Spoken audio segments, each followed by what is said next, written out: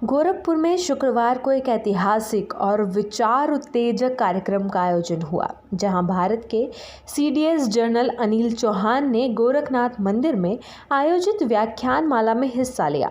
ये कार्यक्रम गोरक्ष पीठाधीश्वर महंत दिग्विजयनाथ महाराज और महंत अवैधनाथ महाराज की पुण्यतिथि के अवसर पर आयोजित किया गया था। इस व्याख्यान माला का विषय था भारत के समक्ष राष्ट्रीय सुरक्षा की चुनौतियां, जिसमें उत्तर प्रदेश के मुख्यमंत्री योगी आदित्यनाथ भी मौजूद रहे। अपने संबोधन में जनरल अनिल चौहान ने राष्ट्रीय सुरक्षा की व्यापक परिभाषा प्रस्तुत करते हुए कहा कि भूमि राष्ट्र की भौतिक पहचान है, लेकिन विचारधारा उसकी आत्मा होती है। उन्होंने जोर देकर कहा कि किसी भी राष्ट्र के संचालन के लिए विचारधारा उतनी ही आवश्यक है जितना कि शरीर के लिए रक्त। उनका ये वक्तव्य एक स्पष्ट संकेत था कि भारत की सुरक्षा केवल सीमाओं की रक्षा तक सीमित नहीं है, बल्कि इसमें सांस्कृतिक, वैचारिक और सामाजिक पहलुओं की सुरक्षा भी शामिल है। जनरल चौहान ने कहा कि राष्ट्रीय सुरक्षा को 3 स्तरों पर समझा जा सकता है: सैनिक तत्परता, राष्ट्रीय सुरक्षा और राष्ट्रीय सुरक्षा। सबसे छोटे घेरे में सेना और रक्षा बलों की तैयारियां आती है, जो किसी भी आक्रमण का मुकाबला करने के लिए तैयार रहती है। दूसरा घेरा है राष्ट्रीय सुरक्षा, जिसमें आंतरिक सुरक्षा, आतंकवाद, साइबर हमले, आर्थिक स्थिरता और ऊर्जा सुरक्षा जैसी चीजें आती हैं। तीसरा और सबसे बड़ा घेरा है राष्ट्रीय सुरक्षा, जो राष्ट्र की वैचारिक, सांस्कृतिक और सामाजिक एकता की रक्षा करता है। उन्होंने ये भी कहा कि आत्मनिर्भर भारत केवल आर्थिक दृष्टिकोण से नहीं, बल्कि रक्षा अनुसंधान और सैन्य स्वदेशीकरण के स्तर पर भी आवश्यक है।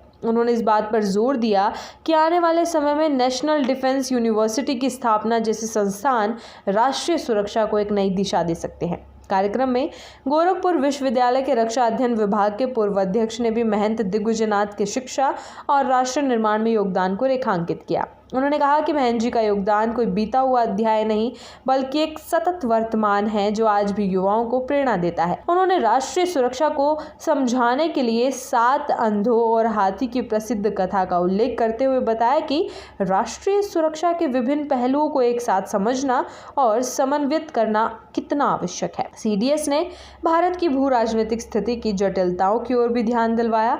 उन्होंने बताया कि भारत की सीमाएं 7 देशों से लगती है, जिससे क्षेत्र सुरक्षा के दृष्टिकोण से अत्यंत संवेदनशील बन जाता है। उन्होंने कहा कि आज आतंकवाद में कमी जरूर आई है, लेकिन इसके नए स्वरूप उभर कर सामने आ रहे हैं, जो अप्रत्यक्ष और अदृश्य है, लेकिन उतने ही खतरनाक है। एक दिन पहले यानी 4 सितंबर को जनरल अनिल चौहान गोरखपुर पहुंचे थे, जहां उन्होंने गोरखा वॉर मेमोरियल के सौंदर्यीकरण और गोरखा म्यूजियम के शिलान्यास समारोह में हिस्सा लिया था। इसके बाद वे गोरखनाथ मंदिर पहुंचे और वहां पूजा अर्चना की। उन्होंने गोरखनाथ मंदिर में ही रात्रि भोजन भी किया। गोरखा वॉर मेमोरियल को लेकर जनरल चौहान ने कहा कि ये दिन गोरखपुर के लिए अत्यंत महत्वपूर्ण और ऐतिहासिक है। उन्होंने बताया कि वर्ष 1886 में कुंडरा घाट में गोरखा रिक्रूटमेंट डिपो की स्थापना की गई, जहां से नेपाली गोरखाओं की भारतीय सेना में भर्ती शुरू हुई। जनरल चौहान ने बताया कि प्रथम विश्व युद्ध के दौरान गोरखा सैनिकों ने अद्वितीय साहस और वीरता का परिचय दिया। उस युद्ध में लगभग 20,000 गोरखा सैनिक शहीद हुए।